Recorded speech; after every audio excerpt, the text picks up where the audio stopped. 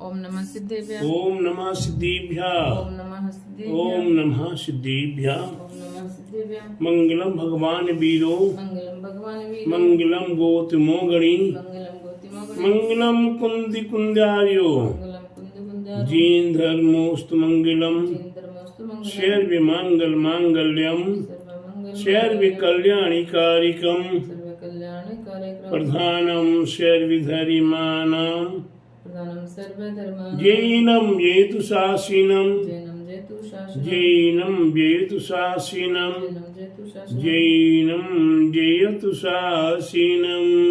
जयतु शासनम। बोला समीचीन धर्म की, जय बोले विश्व धर्म की, जय श्री मानव धर्म की, जय श्री महावीर भगवान की, जय मिले दादा सांगी जीन बाणी माता की, जय विधि क्षेत्र की श्रीमंदादी विद्वान तीर्थंकर भगवान की, जय बोले आचार्य गुरुवरी स्वाट परम तपस्वी उनचरी परम तेशी संत शिरोमणि पंचवर्ष के जल के त्यागी सुदन सेनानी ज्ञान वृद्धि प्रभु वृद्धि वयु वृद्धि वात्सल्य मूर्ति आचार्य श्री स्वाटी नेमी सगर जी महाराज की जय। तीर्थ नेमी गीत पंडित परम पूज्य आचार्य गुरु एक स्वाट दया सागर जी महाराज की जय। भव्य आत्मा आपके सामने राधा दीदी एक भजन प्रस्तुत कर रही हैं। प्रभु नाम जपने से नव जीवन मिलता है। प्रभु नाम जपने से नव जीवन मिलता है। अंतर के कोने में एक दीपक जलता है। प्रभु नाम जपने से नव जीवन मिलता है। गुरु नाम जपने से नव जीवन मिलता है। अरे अंतर के कोने से एक दीपक जलता है। बोलो परम पूज्य आचार्य गुरु एक स्वाट दया सागर जी महाराज की जय। बहुत बढ़िया। यहाँ श्रावक के 21 गुणों का वर्णन चल रहा है। श्रावक जिसने देव साहिब गुरु के पर श्रद्धा किए, विवेक कर पूर्वक क्रियाएं किया करता है, वह श्रावक अपने 21 गुणों का स्वरूप जानने का प्रयास करेंगे। यहाँ 21 मूल गुण, 21 गुण हैं। 21 गुण कौन कौन से हैं? लज्जावंत, दयावंत, मंद कसाय, श्रद्धावान, दूसरे के दोषों को ढकना, परोपकार, सौम्य दृष्टि, गुण ग्राहकता, शैर्य प्रीत, सत्य पक्ष, मिष्टवादी, अग्र सूची, विशेष ज्ञानी, साहित्य की मर्मज्ञता, कृतज्ञता, तत्व ज्ञानी, धर्मात्मा, मध्य विभारी, स्वाभाविकता, विनयवान, गुरु भक्ति। ये श्रावक के 21 गुण हैं। इन 21 गुणों में से मैं आपको एक एक दिन में एक एक गुण का स्वरूप बताता चला आ रहा हूँ। आपके लिए लगभग मैंने 18 गुणों का मध्य व्यवहारी तक का अभी तक बताया। आज आ रहा है प्रसंग स्वाभाविकता। अपना स्वभाव क्या है, मैं कहाँ से आया हूँ, मैं कहाँ पर हूँ और मेरा स्वभाव क्या है, हमें कहाँ जाना है। जिन्होंने अपने स्वभाव को नहीं जाना, जिन्होंने अपने स्वभाव को नहीं जाना, वे इस संसार में पृथ्वी पर बोझ के समान हैं। आप प्यारे बंधु, एक बात अच्छी बात बता रहा हूँ। आपने गधे को देखा राधा दीदी? जी। आपने गधे को देखा? हाँ। धोबी यहाँ गधों को इकट्ठे करके रखता है, वे गधे वहां से भागते नहीं हैं, और देखने को देखा जाए तो वे बंधे भी नहीं हैं। वे धोबी संध्या काल में आता है और सब गधों को इकट्ठा कर देता है। एक एक गधे के गले में हाथ डालता है, कहता कि तुम यहाँ ही रहोगे, अब यहाँ से हिलोगे नहीं। वे बिगर रस्सी के भी वहां बंध के रह जाता है।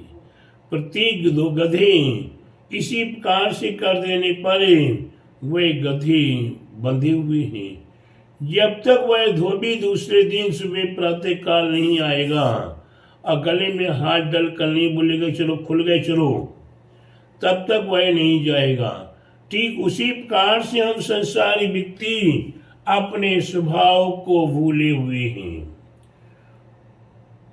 हमने अपने स्वभाव को जान लिया कि हमें ने बांध दिया, बंध गई। ठीक उसी प्रकार से एक धोबी की कहानी है। एक धोबी का एक गधा खो गया। राधा दीदी, एक धोबी का गधा खो गया। वह धोबी गधे को खोजने के लिए निकल पड़ा और धीरे धीरे जंगल की ओर निकल पड़ा। जंगल की ओर चलते चलते संध्या बेला हो जाती है, गधा नहीं मिला। एक बगल में जंगल में झोपड़ी बनी हुई थी, उस झोपड़ी में वह रुक जाता है और रात को पानी की बरसात हो रही है। वह धोबी उसे झोपड़ी में रुका हुआ विचार करता है और अपने आप ही बोल रहा है, मेरे को कहीं किसी का भय नहीं है, चाहे भूत हो, चाहे प्रेत हो, चाहे विंतर हो, चाहे शेर हो, चाहे चीता हो, चाहे नाग हो, मेरे को किसी का भी डर नहीं है। मैं बिल्कुल निर्भीक हूँ, सबसे निपटने की क्षमता रखता हूँ। लेकिन राधा दीदी क्या वही गधा क्या कहता है, मेरे को किसी का डर नहीं है, लेकिन टपके का डर है। काय का डर? टपके का। इसी बीच में जंगल का एक बलराज शेर यहाँ वहां से विचरण करता हुआ आ रहा था। उसे मनुष्य की खुशबू आई, वह उस झोपड़ी के निकट पहुंच गया। निकट पहुंचने के उपरांत वह आवाज सुन रहा है। किसके द्वारा? मनुष्य के द्वारा आवाज सुन रहा है, मेरे को शेर का भय नहीं, चीता का भय नहीं, सांप का भय नहीं, मेरे को भूत प्रेत आदि का भय नहीं, मेरे को किसी का भय नहीं है। मैं सबसे निपटने की क्षमता रखता हूँ, सबको उठाकर फेंक दूंगा, लेकिन मेरे को टपके का भय है। ये बात किसने सुनी? शेर ने सुनी। और शेर वहां दुपक के चुपचाप झोपड़ी के बगल में खड़ा हो गया। अंदर प्रवेश करने की हिम्मत नहीं आ रही है, वे अपने स्वभाव को भूल गया। राधा दीदी क्या हुआ? अपने स्वभाव वे इस प्रकार की बातों को सुनकर अपने स्वभाव को भूल गया। और जब वह अपने स्वभाव को भूल गया तो क्या होता है? जैसे सोए प्रातः काल की पों फटने वाली है, और वह धोबी सोचता है कि अभी गधे को खोजने निकलना चाहिए। और वह कमरे से झोपड़ी से बाहर निकला, सामने टकरा जाता कौन? वह शेर टकरा जाता है। और वह शेर एकदम पक्के रह जाता है, कांपने लगता है। और ऊपर से ये धोबी एक जोर से उसे मारता, अरे कहीं के गधे, तुम यहाँ छिपे खड़े हुए हो।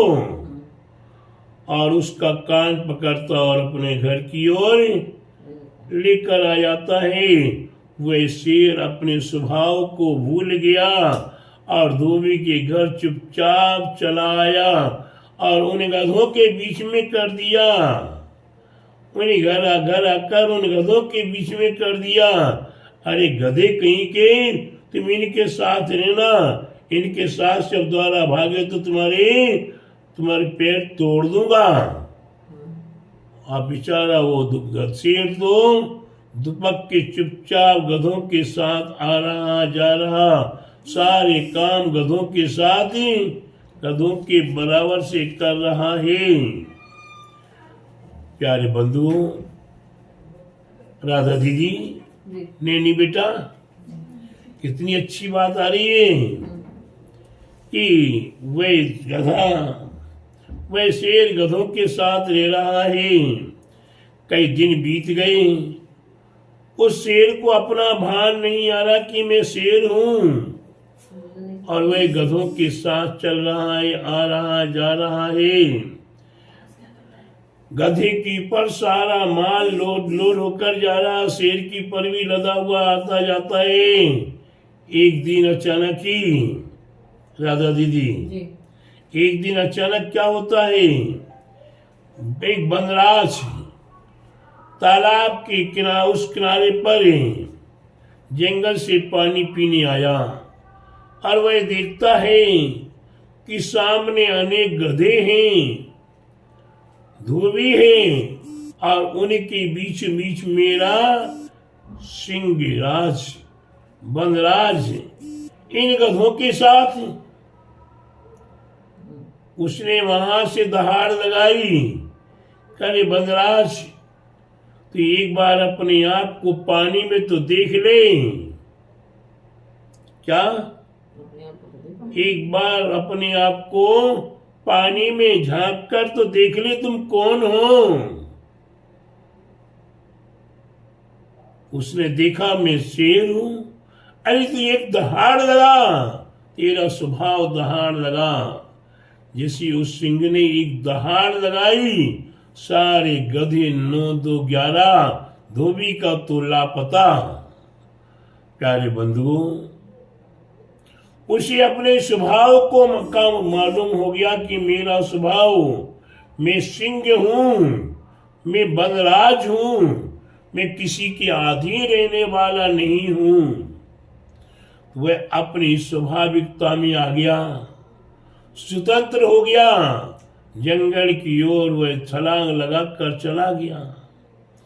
ठीक उसी प्रकार से हम संसारी प्राणी, हम मनुष्य हैं, हमारे पास वह शक्ति है, सभ्य शुद्धा शुद्ध नया, निश्चय नए की अपेक्षा हमारे आपके पास वह शक्ति है कि हम सिद्ध बन सकते हैं, हम परम पद को प्राप्त कर सकते हैं। लेकिन बस गधे के धोबी गए सिंह के समान गधों के साथ वह सिंह हो गया। ठीक हम संसारी व्यक्ति भी गधों के साथ नहीं, हम और महा क्या बोलूं, हम मनुष्य होकर भी दुष्ट हो गए, निष्ठुर हो गए, कसाओं में डूब गए। अपने स्वभाव को नहीं पहचाना कि मैं मृदु हूं, मैं सरस हूं, मैं मीठा हूं, मेरा स्वभाव निर्मल पवित्र है। अपने स्वभावता को भूल गए और कर्कश कटु में डूब गए, कसाओं में डूब गए, ये दुनिया की मोह माया में डूब गए, ये चकाचौंध में डूब गए। जैसा वह गधा वह शेर धोबी के टपके के भय के बात को देखते हुए वह वशीभूत हो गया धोबी के और गधों के साथ। कभी गधों के साथ धोबी गधा सिंह रह सकता, लेकिन वह गधे के समान अपने आप को मान लिया, टपके के भय को मान लिया और अपने जीवन की सारी कीमत भूल गया। वह गधा तो अच्छा था, वह सिंह अच्छा था, गधा नहीं, वह सिंह अच्छा था जिसने अपने सिंह भाई की बात मान ली और दहाड़ लगा दी, स्वतंत्र हो गया। ये मनुष्य तो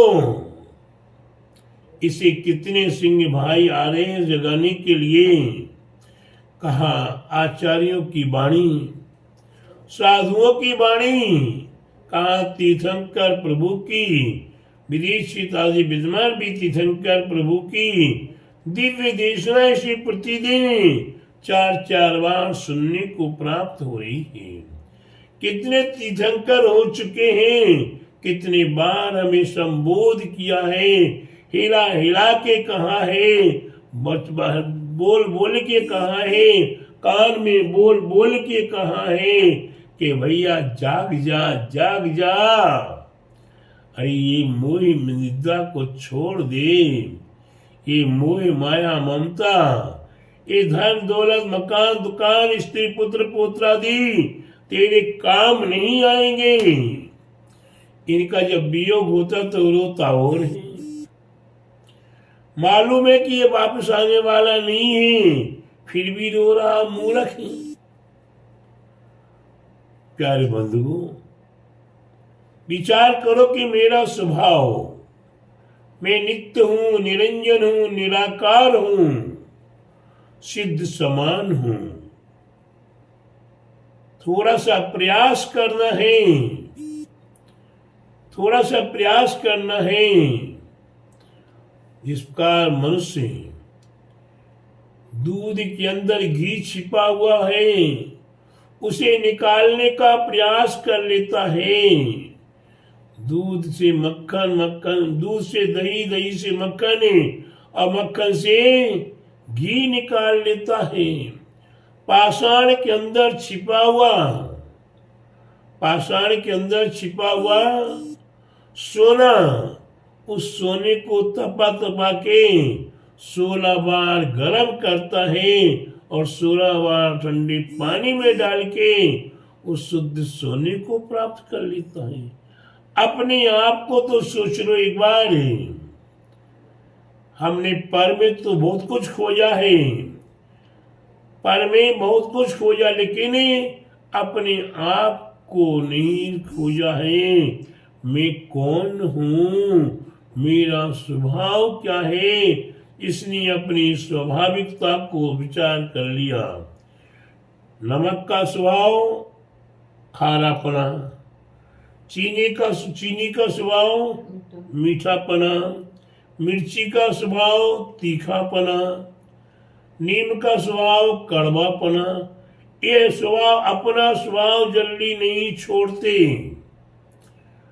मीठे में कितनी भी आप नमकीन मिला दो ना, लेकिन मीठा अपना स्वभाव नहीं छोड़ेगा। नमक कितनी वस्तुओं में मिला दो, अपना स्वभाव नहीं छोड़ेगा। मिर्ची को कितने तेल घी मसाले में छिपा दो, वह अपना स्वभाव नहीं छोड़ेगा। खाने के बाद भी पेट के अंदर पहुंच के भी अगर चीनी खाई तो मिठास का स्वभाव डकार में भी आएगा। अगर नमक खाया है तो नमक का स्वभाव भी डकार में आएगा, और कहीं मिर्ची खाई तो भी मिर्ची का डकार आएगा। अगर कहीं आपने नीम खा ली तो कड़वा पर डकार में भी आएगा, मल मूत्र में भी वह स्वभाव अपना नहीं छोड़ेगा। जहां जहां जाएगा वो अपना अपना स्वभाव बना के रखेगा। लेकिन ये हम जैसे मनुष्य, हम जैसे मानव अपने स्वभाव को भूल जाते हैं और ये मोह माया ममता में डूब जाते हैं। इसलिए प्यारे बंधुओं, हमारे आचार्यों ने हमें जगाने का प्रयास किया है, हमारे आचार्यों ने हमें बताने का प्रयास किया है कि अरे श्रावक, तुम्हारे कितने गुण हैं? 21 गुण हैं। उनमें से ये आज कौन सा गुण है? स्वाभाविकता। आपका स्वभाव क्या है? उस स्वभाव के अनुसार कैसे आपको चलना है? अपने आप के स्वभाव को जानिए और अपने स्वभाव के अनुसार अपने आप को बदलते चलिए, तो आपका जीवन यह भव सार्थक होगा और पर भव सार्थक होगा और नियम से आपको अजर अमर पद की प्राप्ति कराने में भी ये कारण बन सकता है। इसलिए प्रत्येक भव्यात्माओं को अपने स्वभाव में आना चाहिए। हमें बहिरात्मा नहीं बनना है, हमें अंतर आत्मा बनना है और अंतर आत्मा के बाद हम एक परमात्मा हैं, परम आत्मा। लेकिन हम अपनी परम आत्मा को भूल करें जड़ पदार्थों में अपने आप को खोज रहे।